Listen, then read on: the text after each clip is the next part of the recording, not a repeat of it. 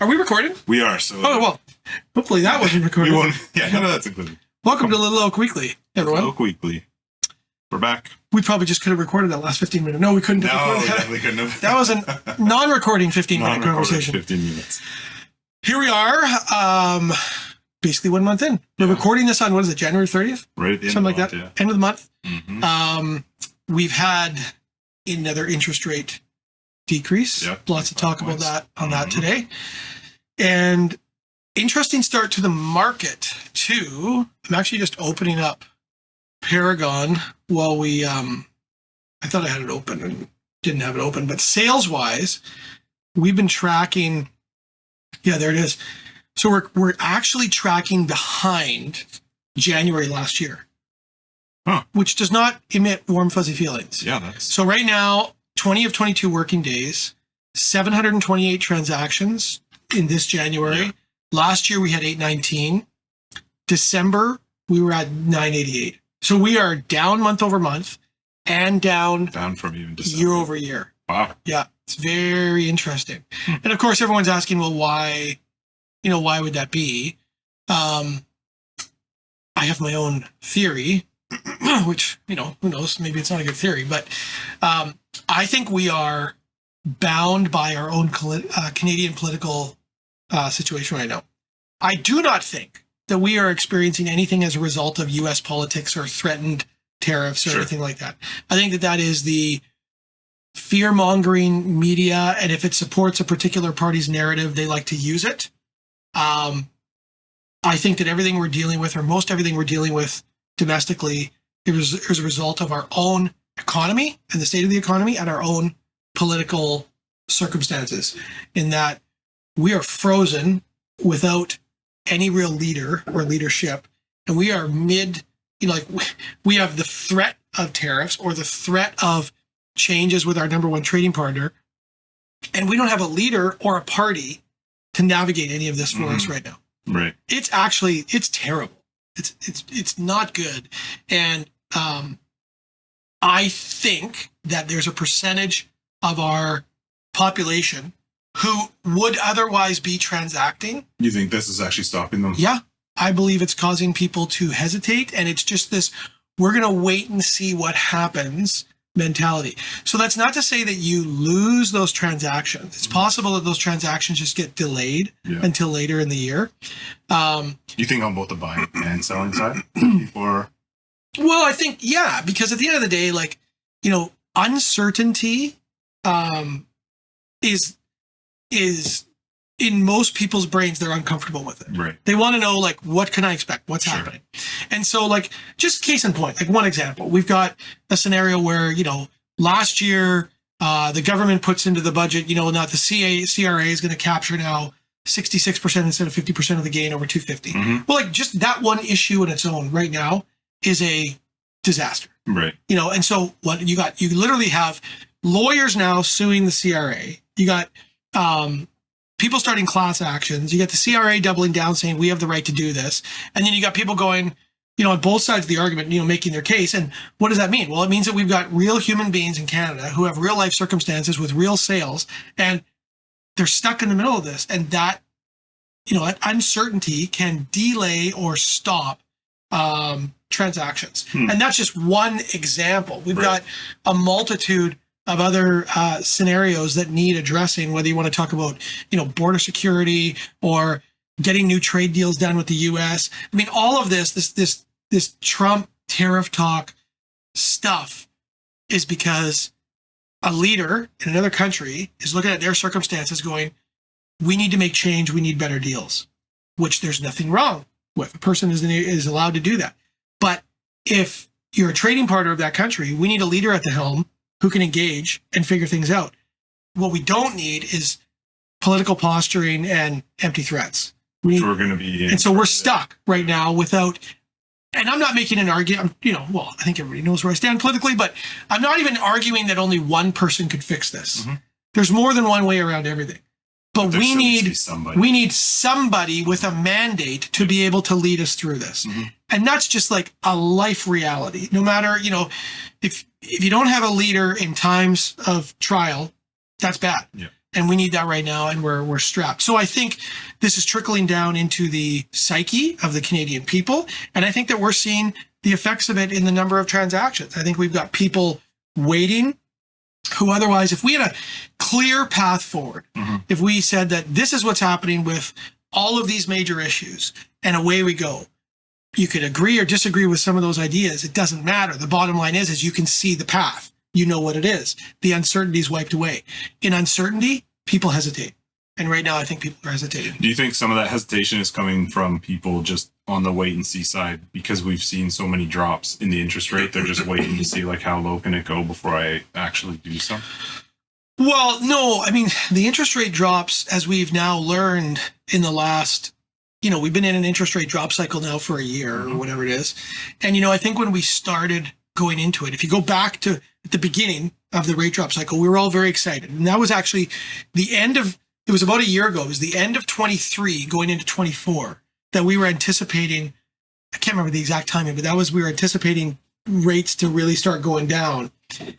And we all concluded, most people concluded, that as rates came down, transaction numbers would go up. But what nobody could predict is as variable rates went down, what would happen to fixed rates. And so what have we seen in the last year? We've seen variable rates come down by, 1.5 points or 1.75 or whatever it is.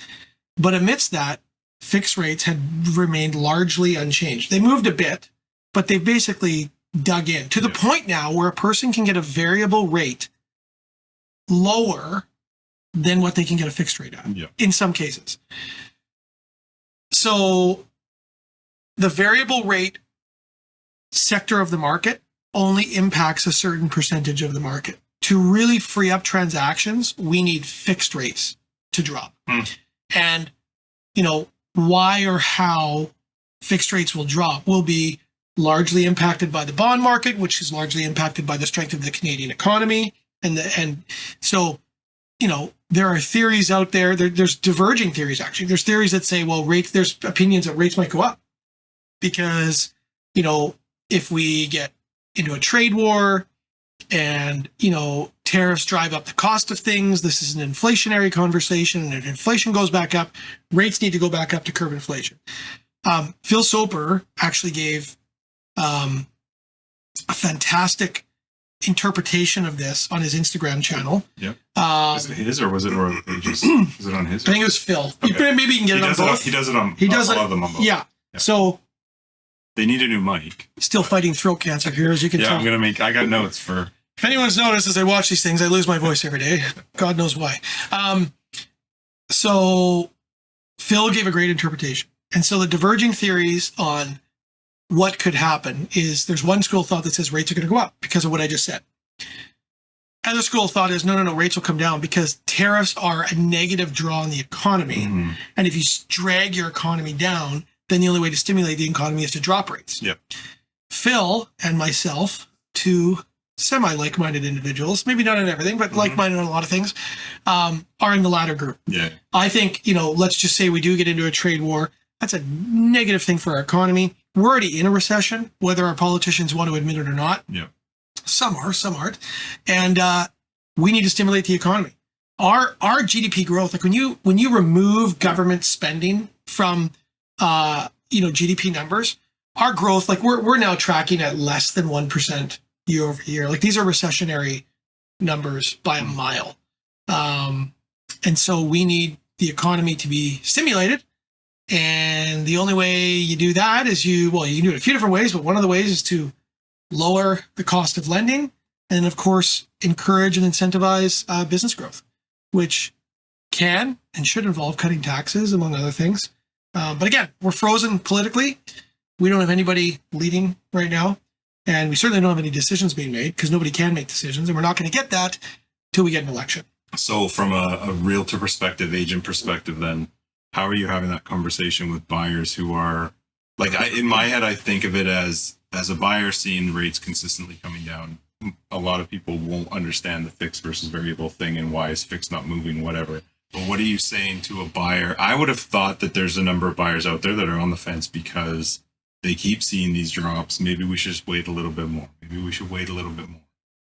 Like, are you Keep seeing what drops? the The interest drops? rates? Even though it may not have an effect on the actual type of mortgage they get. In the Sure, end, sure. there's still a psychological part of seeing, like, you know, especially if they're into real estate at the time that they're looking, and if they're online, they're going to see, right, Bank of Canada rate drop, Bank of Canada rate drop. Like, I'm curious, are you seeing buyers or hearing of buyers that are just going to chill while they wait to see what happens? So, I mean, I can speak, I guess, to my own stories or people in my life, but I would say that overall, what I'm encountering is just less people who are in a mindset to transact, which is reflective in the numbers, right? That makes sense. You know, that, and I'm sure there's other people that would put their hand up and say, I feel like Andrew just said too.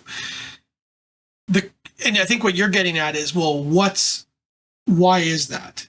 What are you saying to those people? Are you just, is there an argument to try and counter that, to get them to transact? Yeah. So I would say, like, there isn't the same conversation for every person. Every person's circumstance is different. There are absolutely people that are not transacting right now that could be or should be. And the only reason they're not is because they're lacking the conversation in their life to get them to do it. Right. And so how that might go, as an example, is, like, let's say I have somebody who's telling me they're waiting to sell. Okay. So, like, I've had this conversation, and, it was, we're going to wait. Well, what's the theory behind waiting? Well, spring market, it's better. Wait to list, right? Yeah, wait to list. It's sunnier, it's warmer, warmer, the property looks better, whatever. Okay, fair. In some circumstances, and in one particular circumstance where a conversation I had this past week, I said, I can get behind that argument for particular types of property, not for your property. And here's exactly why. And so I showed them the fact that in this very moment, there's actually zero competition on the market for what they're trying to sell. They would be the only thing like it. Yep. I said, so is it going to be sunnier and nicer in spring? Yeah. Could the market be a little bit better? Could prices bump up a little bit? Sure, I can even get behind that argument.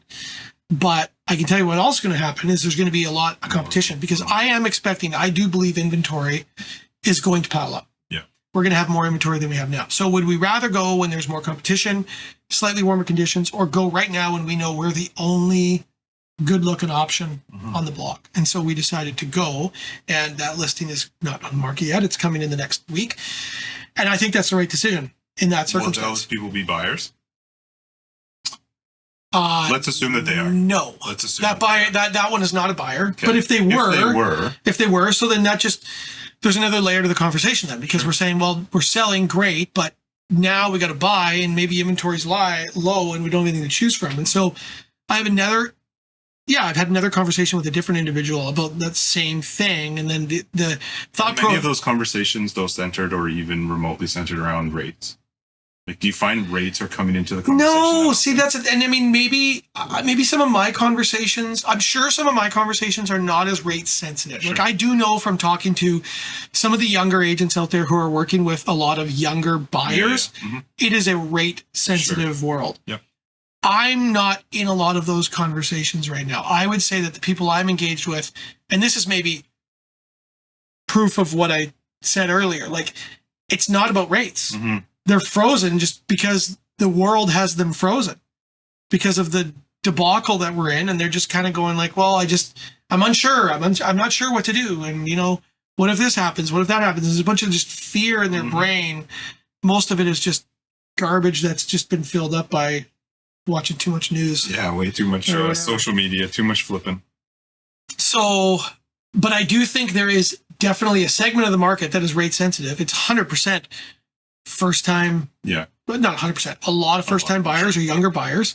And I mean, the reality is that if we were in a world where they could get money at 3.29%, that would be a game changer for many people. I just haven't been personally in a lot of those conversations of late. Do you want to go off on some? You want to talk about some training? We got training coming up. Lots of training coming up. So we've got Now, some of them are, I mean, everything, all of our training, I guess, is technically open to everybody. Some of them are a little bit more focused on some of the newer stuff that we've done with a lot of our agents. So we've got a Royal LePage Sphere, a whole Sphere training session going on again on the 4th. What's happening with that one? You're running that. Yeah, you're going to be there too. And we're doing that in Mission because of we've got a lot of new agents who've joined the Mission office. Yep. Yeah. And they know Royal LePage because they've been with Royal LePage, but they haven't been utilizing the services. No. Yeah. So we're gonna basically start from scratch, which we did a long time ago with all of our agents. So we will be redoing that training session if anybody wants to catch up or maybe didn't come to it or hasn't really gotten a handle on Sphere yet. It's a lot of the stuff that that I cover in the university classes that we have, but this will be in person. Well, you can do it in person, and you can get the benefit of hearing other people's questions asked. Or everything's on the portal too. So if anything I'm mentioning dates wise, you don't have to remember it. It's all on the portal. February 5th, then Davis is going to be doing a social media training session here in Abbotsford. That one will be at 10, and that's I can't remember what he called it, but it's from start to something. It's basically the idea of if you have just started getting into social media or have yet to get into it, how do you start? What's the beginning phases, and then how you progress from there? So it is going to be a really good session. That'll be in Abbotsford on the 5th. Cool. And then we've got an office meeting too. This will be our first month of double office meetings. Yeah. So that'll be starting February 12th. That'll be in Abbotsford. And then the second one will be the following Wednesday on the 19th. In Surrey. In Surrey. Got it. Yep. And then, but in between there, I have another. I think I'm running the one on the 12th. In Abbotsford. David's way. Yeah. And that'll be fun. Yeah. We'll see how that one goes. That'll be the one I'll make sure I record. It'll be very high level, detailed. Yeah. I can't wait to see you reading some stats. That'll be amazing. And then, but in between those, I've got another training session on the 13th in, currently the plan is for Mission, but that one's going to be all Google, getting started with Google profiles, if you don't have it, you really, really need to. And we don't actually have much online training for this yet. But we've done it before, and it was requested again quite a few times. So this is going to be to the benefit, obviously, the new agents that have very little Google presence. But anybody that does not have a very good Google presence should be coming to that one. These are not recorded or Zoomed. I was asked that at the last meeting. We just can't. It's too hard to do training sessions with people online and try and keep everybody engaged. Yeah. So we will, from time to time, do Zoom intended training where we're literally not in person and we're Zooming, but to be doing something in person, be engaged with the room and be engaged with people online, it just doesn't work. It's very difficult. There's a delay, and then trying to make it so that people can still talk is really, I've played around with some options. We do have some if we ever need to, but there's just so much more value in person. So I do understand that there's sometimes people can't make it to it. We'll keep doing them. We'll keep doing it. Yeah, we'll keep doing it. Then the office meeting in Surrey on the 19th, and then we got the bowling party. Oh yeah, which hasn't even been announced yet. Should we do a plug? Well, we'll do the first plug for this. So we have been challenged to a bowling night by Home Life Advantage. Home Life Advantage. They actually have offices in Chilliwack and Abbotsford. Yeah. So we've been challenged. They picked. I got a call from one of the managers last week. He's like, "Hey, what do you think of this idea? You guys ever gone bowling? Let's do a us versus you bowling thing." I was like, awesome. Totally, I'm down. So we're gonna get this pumped out everywhere. But February 21, Galaxy Bowl. I think that's 5-pin. Is that 5-pin? It's the little ball. Little ball. Whatever that 5-pin little ball. 7 to 8:30 p.m. Come out. Hopefully it's a disco night. Is it disco? I don't know. I know they do them there. It's a nighttime one, so maybe. Oh, probably. Yeah, they usually do that kind of stuff. Oh, it's a Friday night. Yeah, it's a Friday night. So we will take the challenge. We will go up against Home Life. Who knows what it's going to look like? I mean, I know Home Life, I think they've got like 15, 20 people signed up. Sweet. So I think we probably got room for our own team of that size if people like to bowl and want to come out and party, and we'll bowl for an hour and a half and then see where the night leads after that. It's $17. $17 a person. Throw it onto your bill. Christina email. I think Christina looked up as. Yeah, we'll figure it out. It's whatever. Cheap night. $17 a person. Come on, bowl. We will. Pizza. Yeah, there you go. Yeah, we're getting some pizza sweet too. Shoes. Yeah, there you go. it'll be awesome. We've never done anything like this. Not We've never like done this. It'll be a fun. challenge with another office. Those guys are good guys over there at Home Life, and it'd be a lot of fun. So we probably have limited numbers. Like I know there's Yeah, I certain don't lanes. know what there are, but So I'm going, and if you want to come and bowl, then send an email, pretty sure I'll have to message, go too. whatever. Yeah, we need you there. Yeah. It'll be on Wants and Halves. It'll be emailed out. We'll get it out there. Yeah, and we'll probably do something after. Like we'll be done by 8:30, so we'll probably whatever, probably go out afterwards or whatever. Mhm. So Feb 21, what's that? 3.5? No, 3 weeks, just over 3 weeks away. Yep. There we go. And that actually happens to be so Feb 21, that's the Friday, and then the 22nd is Medallion. So the following night, those that are on Medallion will be downtown for a little Medallion party. Oh yeah, come to the party. And then the Monday, Feb 24, is our awards celebration. Man, it's all happening. It's Holy crap. that's a busy weekend. Yeah. Yeah. Wow. Now you're having Oh, second Jesus. night. That's amazing. Starting to sweat a little Yeah. bit. Time out. Yeah, that'll be fine. What Everything's fine. happened? That's a busy. That's actually going to be fun too. Yeah, Yeah. yeah, totally. So, Sweet. So that's all the there we events go. coming up. That's every training session. There's more coming in March, but February's going to be busy. okay. Two more things. Quick shout out. Logan Campman. I'm going to stroke Logan a little bit here. Love Logan. Logan, in spite of everything that we've been talking about, I just wanted to shout him out because as of last conversation, I can't remember if it's 7 or 8, but that guy is on the verge of doing his 7th or 8th deal In the end of January. in the month of January. Wow. Yeah. That's seriously nuts. So I'm shouting him Well out done. because I know Logan is, he's been around for a handful of years now.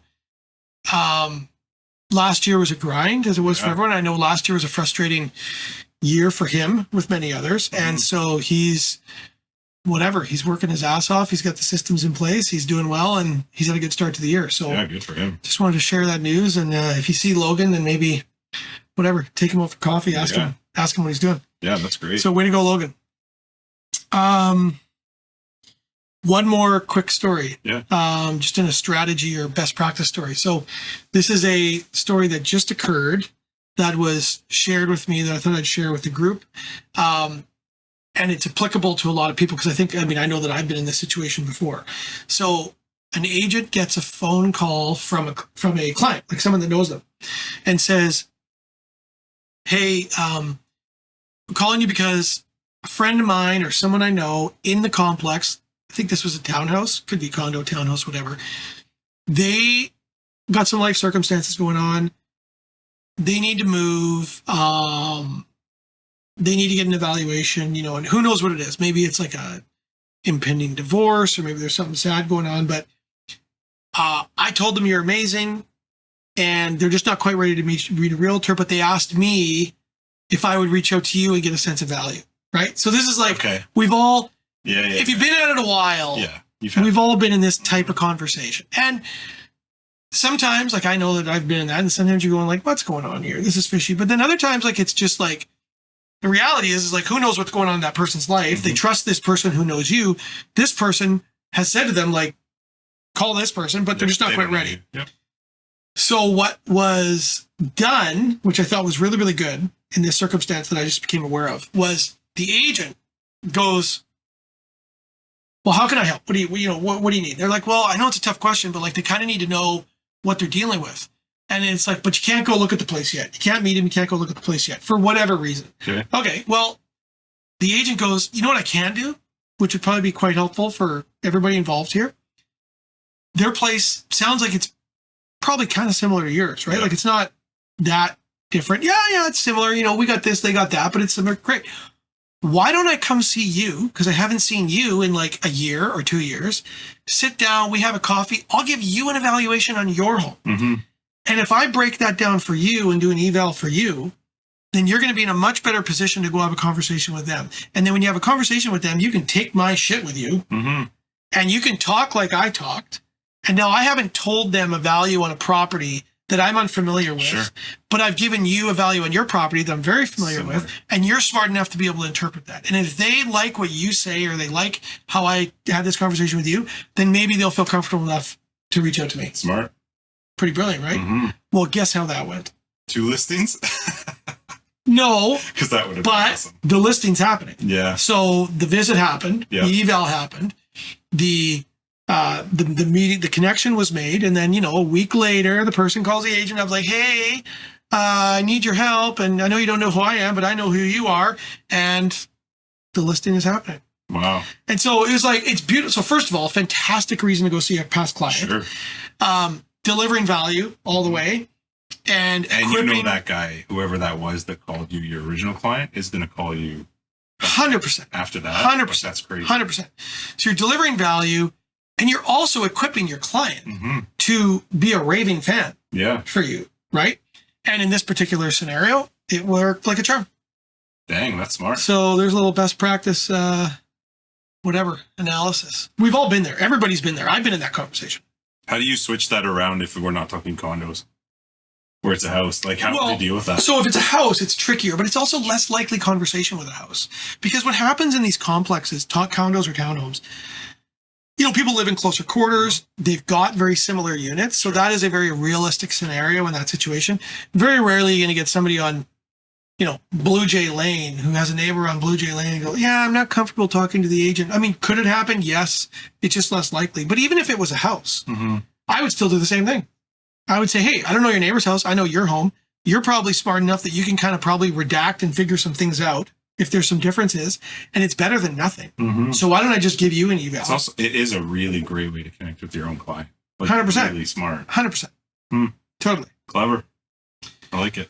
So there you go. Next time you're in that scenario, handle it that way. Yeah. Don't do the, which I think a lot of people would have done is like, well, just let the person know that they need to reach out to me, and I can't engage with them until I talk about agency. Yeah. Just bypass it and go, "I'm going to do this for you because you're my client, and you can be the conduit." Yeah. And then when and if they're comfortable, now you've equipped your client to be, the whatever. I said conduit, but they can make it happen, Mm-hmm. right? Smart. Yep. I like it. Are we done? I think so. I think we're done. Hit all the topics. Okay, perfect. We will see you. Everybody in upcoming training sessions, office meetings. You can't miss an office meeting now. That's right. We're doing 2 a month. There's 2 a month. Yeah. Come out. Totally. Yeah. Looking forward to it. Okay. Sweet. See you Thanks. soon. Yep.